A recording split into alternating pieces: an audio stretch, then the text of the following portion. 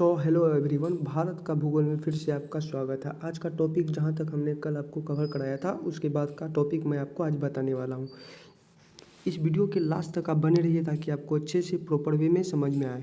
तो Indian geography बहुत जल्द आपका कंप्लीट हो जाएगा। जो चैप्टर 6 का पार्ट है हमने यहाँ पे देखो टॉपिक 1 और टॉपिक 2 और टॉपिक 3 आप यहाँ तक हमने आपको ख़त्म करा चुका था इससे पहले वाले लेक्चर में। और जिन स्टूडेंट ने वो पहले वाले लेक्चर नहीं अटेंड किए हैं तो कृपया वहाँ पे जाके आप देख सकते हो। तो वहाँ से आप अटेंड करके आप देख के आप प्रॉपर वे में नोट बना के समझ सकते हो। तो आज आप पढ़ोगे मरुस्थलीय कंटीली झाड़ियाँ के बारे में, यानी ट्रॉपिकल थॉर्न फॉरेस्ट के बारे में, थॉर्न फॉरेस्ट के बारे में। तो चलिए इसके बारे में डिटेल में समझते हैं और इस वीडियो के लास्ट तक अच्छे से जुड़े रहिए ताकि आपको प्रॉपर वे में समझ में आए। तो फर्स्ट ऑफ ऑल यहाँ पे स्टार्ट करते हैं मरुस्थलीय कंटीली झाड़ियाँ के बारे में, यानी ट्रॉपिकल थॉर्न फॉरेस्ट के बारे में। तो यहाँ पे स्टार्ट करने से पहले यहाँ समझना, यहाँ पे देखो मरुस्थलीय वनस्पति कंटीली झाड़ियाँ। तो इसमें फर्स्ट ऑफ ऑल यहाँ समझना कि जलवायु दर्शाए गए हैं। तो पहले जलवायु को दर्शाए गए हैं तो उसके बारे में डिटेल में समझते हैं, इसका जलवायु के बारे में समझते हैं। तो मरुस्थलीय जहाँ पे मरुभूमि, जहाँ का मृदा मरी हुई है, तो इस तरह से समझना मरुस्थलीय भाग। तो ये जो है जैसे दक्कन का पठार होता है उसके एक तरह से चारों ओर पाया जाता है मरुस्थलीय भूमि। तो चलो समझते हैं। फर्स्ट ऑफ ऑल मरुस्थलीय वनस्पति कंटीली झाड़ियाँ, इसमें समझना जलवायु दर्शाए गए हैं। तो पहले ये समझेंगे। तो इस प्रकार की वनस्पति उन क्षेत्रों में पाई जाती है जहाँ वार्षिक वर्षा 50 सेंटीमीटर से कम तथा तापमान अधिक रहता है। इन प्रदेशों में आर्द्रता बहुत ही कम पाई जाती है। यहाँ पे जो है बारिश बहुत लगभग 50 सेंटीमीटर के आसपास बारिश होती है और यहाँ का टेम्परेचर क्या होता है, अधिक होता है, टेम्परेचर अधिक होता है। तो एज इट इज़ यहाँ तक हमने आपको समझाया। चलिए अब जलवायु के बारे में हमने आपको बताया, मरुस्थलीय वनस्पति कंटीली झाड़ियाँ के बारे में इसमें समझाया। तो दूसरा समझो, दूसरा टॉपिक, अब इसका विशेषता समझो। तो इन वनों में वृक्ष छोटी छोटी कंटीली झाड़ियाँ के रूप में मिलते हैं और इन वृक्षों की जड़ें अत्यधिक लंबी और ये जो वृक्ष हैं ये छोटी छोटी होती है और इनकी जड़ें जो होती है बहुत लंबी और पत्तियाँ छोटी मोटी एवं कांटेदार एवं गद्देदार होती है और इससे वे नमी को बनाए रखती है।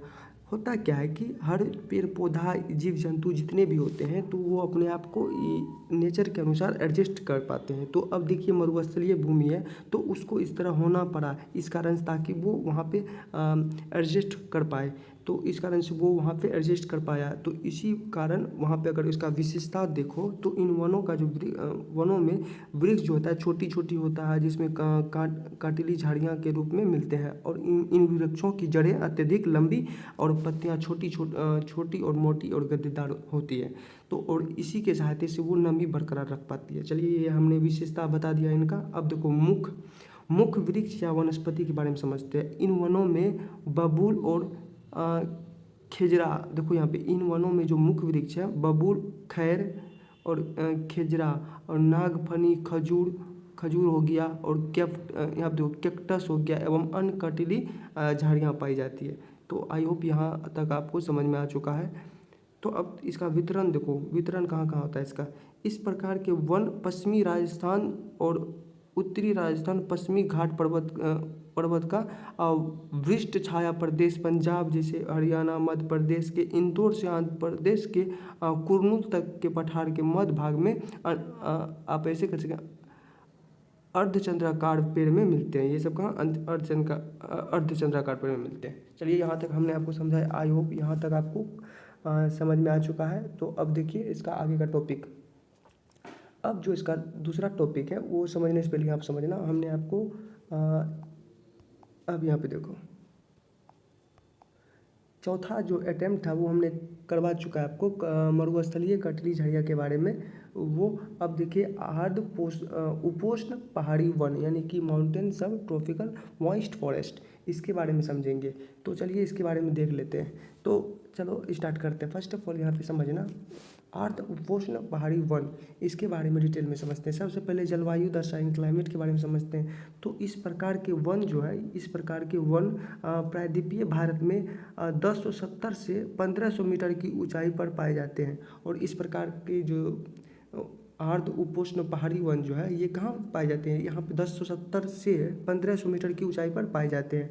यह वनस्पति सदाबहार होती है। ये वनस्पति क्या होती है, सदाबहार होती है। इन वनों के वृक्ष की लकड़ियाँ लगभग मुलायम होती है, और इन वनों की जो लकड़ियाँ जो होती है, वृक्षों की लकड़ियाँ जो लगभग मुलायम होती है। और यहाँ तापमान, वर्षा एवं ऊंचाई वनस्पति के अस्तित्व को प्रभावित करते हैं।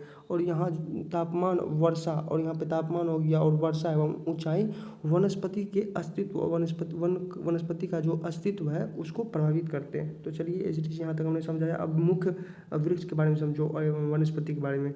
यहाँ पे मुख्य वृक्ष में आ जाएगा आपको मैग्नोलिया। अब देखो मैग्नोलिया हो गया, उसके बाद हो गया यूकेलिप्टस हो गया, यूकेलिप्टस हो गया, एल्म आदि, ये सब इनकी मुख्य वृक्ष हैं। तो अब इसका वितरण देख लेते हैं। वितरण में आप यहाँ पढ़ोगे कि पश्चिमी घाट पर्वत, पूर्वी घाट, नीलगिरी एवं कार्डेमम की पहाड़ियाँ जो हो गया, अन्नामलाई की पहाड़ियाँ, केरल और कर्नाटक एवं तमिलनाडु के कम ऊंचाई वाले ढलान आदि में इस प्रकार की वनस्पति पाई जाती है। तो हमने बताया कि आपको इस प्रकार की वनस्पति वितरण में कहाँ कहाँ तक फैला हुआ है, इसका वितरण कहाँ कहाँ तक है। तो चलिए यहाँ तक आपको समझा चुका हूँ मैं। अब हिमालय क्षेत्र की वनस्पति के बारे में समझो। अब यहाँ पे समझो कि इस वनस्पति को दो भागों में बांटते हैं। पहला पूर्वी हिमालय क्षेत्र की वनस्पति और दूसरा पश्चिमी हिमालय क्षेत्र की वनस्पति। तो पूर्वी हिमालय क्षेत्र की वनस्पति को इस प्रकार समझो कि इस प्रकार के वन ऊंचाई के साथ परिवर्तित होते हैं, और इस प्रकार के वन ऊंचाई के साथ क्या होते हैं, परिवर्तित होते हैं, क्योंकि ये वन हिमालय की पर्वत श्रेणी से संबंधित वन है, जहाँ पर ऊंचाई में वृद्धि के साथ वर्षा एवं तापमान दोनों में परिवर्तन होता है। ऊंचाई के साथ साथ क्या होता है, तापमान में, अब ऐसे कह सकते हैं, तापमान और वर्षा दोनों में परिवर्तन होता है। चलिए ये हमने आपको समझाया है, एज इट इज़ यहाँ तक आपको समझ में आ चुका होगा। तो चलिए अब आगे टॉपिक समझते हैं। अगला देखो यहाँ पे पश्चिमी हिमालय क्षेत्र, इसके बारे में समझो। पश्चिमी हिमालय क्षेत्र वनस्पति में पश्चिमी हिमालय पूर्वी हिमालय की तुलना में पश्चिमी हिमालय जो है पूर्वी हिमालय की तुलना में अधिक शुष्क एवं ठंडा है। पश्चिमी हिमालय ज़्यादा ठंडी है, पूर्वी हिमालय की तुलना में अधिक ठंडी है। तो पूर्वी हिमालय के विपरीत यहाँ परजीवी पौधे एवं फने का अभाव पाया जाता है। क्या होता है, फने का अभाव पाया जाता है। अन्य वनस्पति पूर्वी हिमालय की भांति ऊंचाई के अनुसार पाई जाती है, और अन्य वनस्पति पूर्वी हिमालय की यहाँ देखो, अन्य वनस्पति पूर्वी हिमालय की भांति ही ऊंचाई के अनुसार ही पाई जाती है। तो चलिए इसी यहाँ तक हमने आपको समझाया। अब यहाँ पे जैसे कि यहाँ पे समझ लो कुछ टॉपिक है, जैसे कि यहाँ पे बर्फ से ढका रहने वाला वनस्पति रहित भाग है, जैसे यहाँ पे ऊपर में, यहाँ इस पार्ट में आप देख पा रहे हैं।